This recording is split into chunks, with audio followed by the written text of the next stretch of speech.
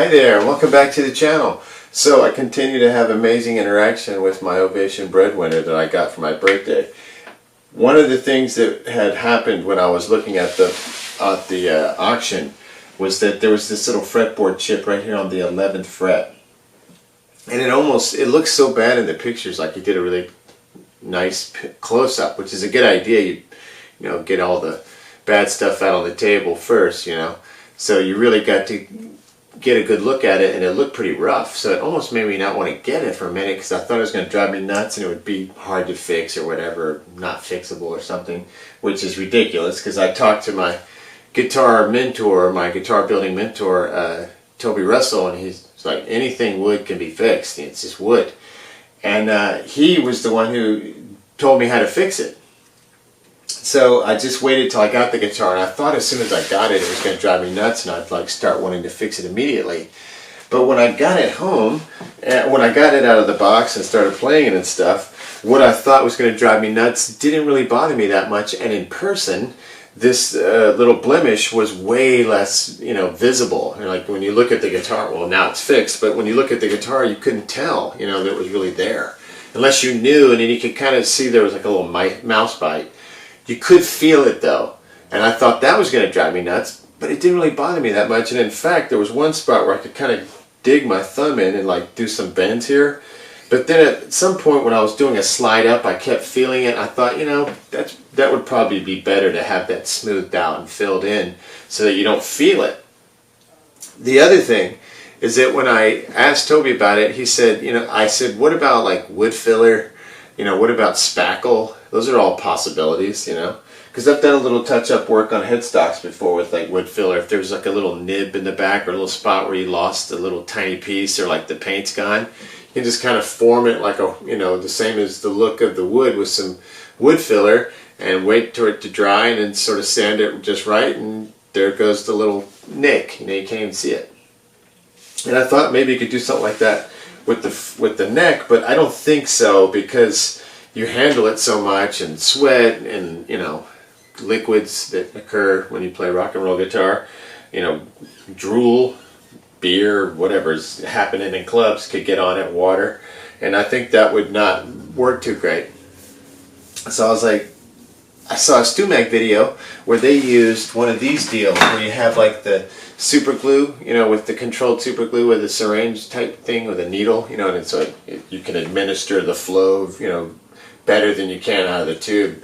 Something about super glue, if I even open super glue, I'm already stuck to it like 2 seconds later. So this is nice that you can do this. And the idea is, like, say you had a chip on the fretboard, you would put a little bit of this in and then take your ebony dust, work it in, let it dry, sand it flush, and then touch it up. That was one way to do it. And if you had little small things like that on your fretboard, little nips like fingernail digs or some, even like a little chip out, this would work, I think, really well.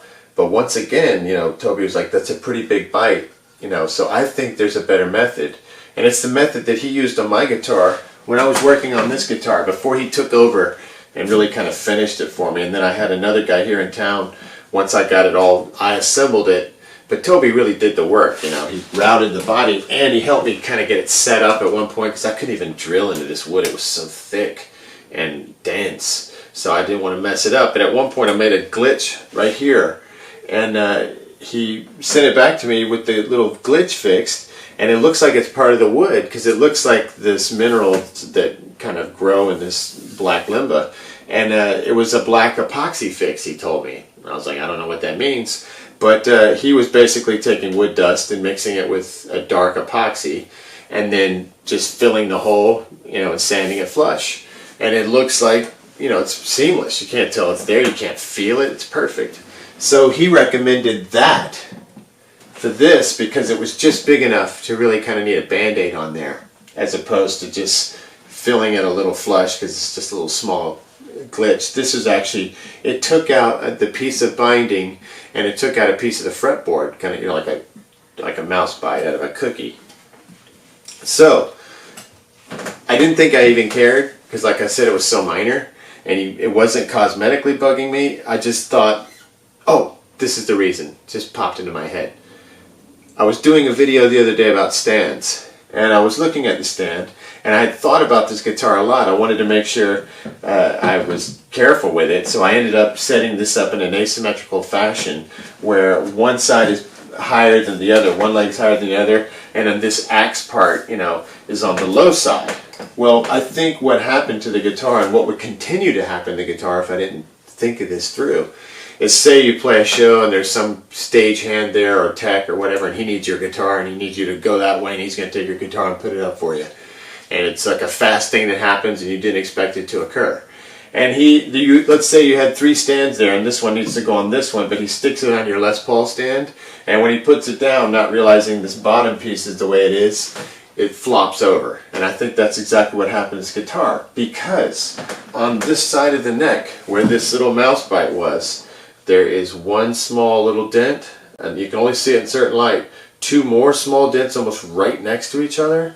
So that's 3, and another one down below on the 13th fret, there's another small dent. So this guitar kept getting put in a standard stand, because back in the 60s and 70s they did not have all these different selections, I'm sure. So people kept putting it in a normal guitar stand, and it kept going like this, bam. It would fall over and hit a table, hit a television, hit whatever was next to another guitar, or just land on the, land on the ground. So I can tell that at some point it just went right into that because it was on a stand that could not support it. So with that in mind, I started thinking, you know what? If this falls over again like that and that little mouse bite is there, that could be the opening for a worse injury that could take out a fret, crack the neck in half the rest of the way. So I started thinking, for safety's sake, not so much even for cosmetic, because the job I did isn't even very good. It's just now it feels smooth and you cannot see that it's there, and the wood in the front is filled in because it had left a gap where there was just like a whole dead space. And I thought that would affect the sound, but because the string comes down and hits the frets, and it's your finger that pushes down onto the fretboard, not the string, unless you fret it out, it did not affect the sound. And now that it's filled in, it doesn't affect the way it feels, and you can't see that it's there anymore. And I could even sand it a little more flush and get it perfect. There's like a slight, sort of pimple right there, like a little dimple, but it protrudes. And it's just a slight little thing. I could get that sanded down. It's just once it's sanded down, then you got to retouch it up again. So I'll probably just let my hand do it over time. But it feels completely acceptable to me, and I don't think if I mention it, anyone would know it was there. So there's a really good video. I'm going to try to dig it back up. I know I have it somewhere because Toby sent it to me.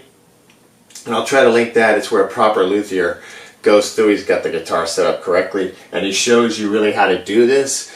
But it's so simple that my photos and me just telling you might do the job. So the first thing that Toby told me to do was to get a piece of ebony wood. Because this is an ebony fretboard and the guitar is black, so the wood is actually dark wood. And as I can see, this piece of ebony, it varies from super black on the top, it's like black up here and kind of like oily feeling, to more like a dry kind of like rosewood appearance down here. Wood is so weird. And you realize how many trees they wasted just trying to get the best black of everything. It's pretty sad. But anyway, so I got this chunk of ebony, and I went to my local hardware store, my local one right down the street, and bought this Crescent Nicholson file. It's an 8-inch, 200 millimeter metal file for wood. And I think you can file metal. It's probably the wrong kind of file, so make sure you get a wood file. This one worked fine, but I think it's probably made to file metal. I don't know. But it did the job perfectly. So some kind of file like this, you'll probably get one for a few bucks at some kind of discount store. And then the chunk of ebony, I paid it was like 10 bucks on eBay, and it got here quickly. I'll post a link to that as well, or a picture of it so you can see. So what I did is I took a piece of parchment paper and just sort of laid it out. I had all my tools, in front of me. And then I took a jar, a nice clean jar, and you can see the ebony dust in here. It's like just powdery, It smells like wood. It's really weird. It has like this kind of like outdoor smell.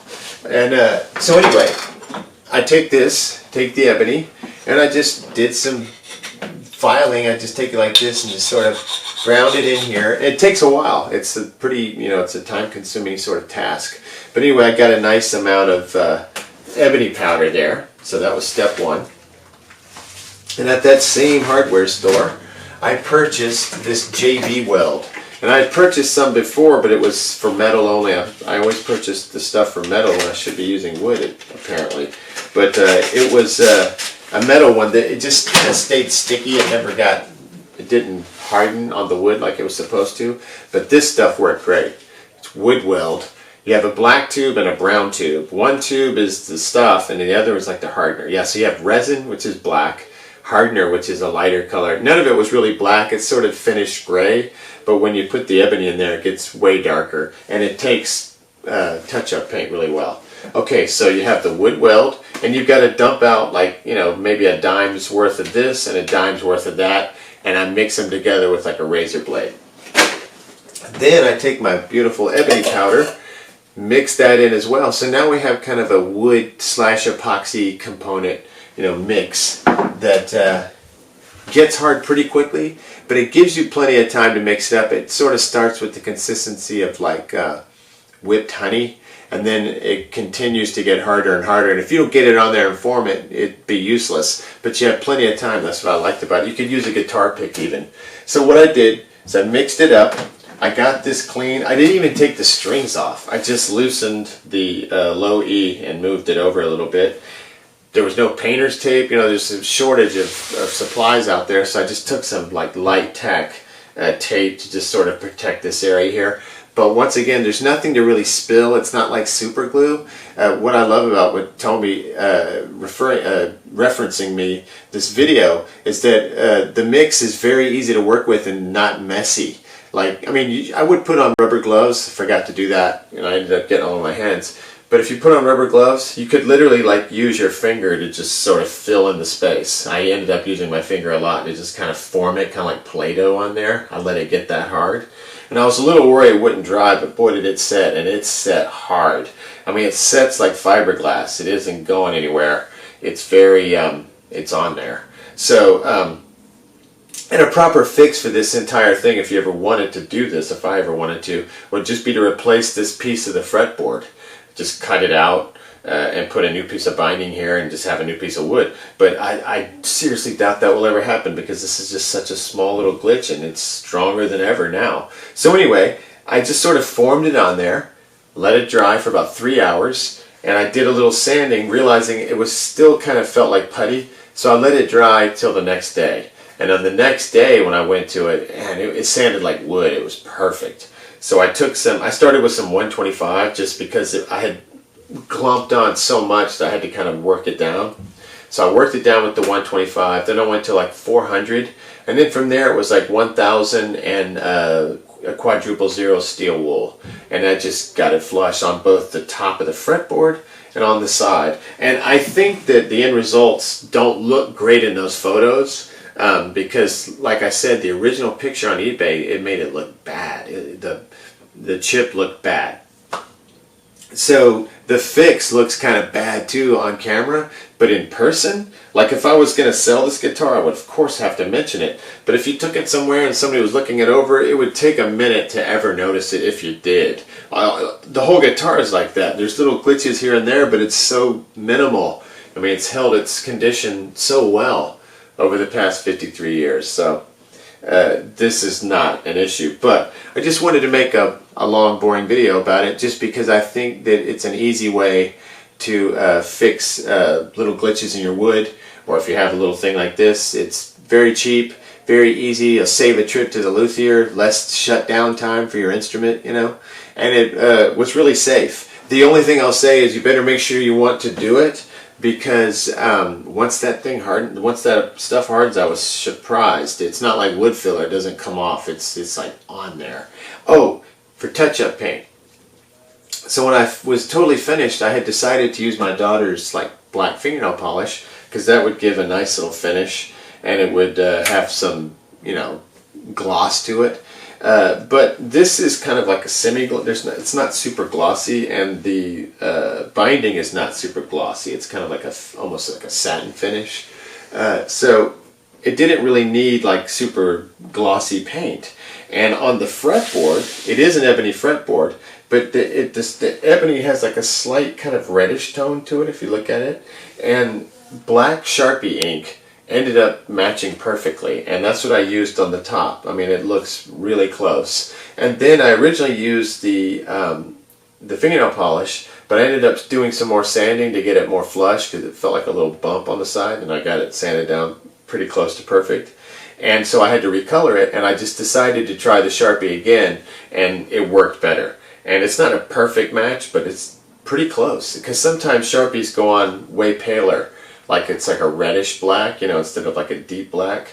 But that's kind of what this called for. So I went with Sharpie as the little touch-up. So this is awesome because you really can't see that it's there. You can no longer feel it, and it can't receive further damage in this spot, which could cause more, like if it falls over again, it'll be new damage. It won't be making damage that worse that was already there and possibly, you know, really causing some problems. All right, so that's an easy fix. I wish you luck with it. Contact me if you have any questions if it wasn't clear, and hopefully I can find that video and I'll link it next time.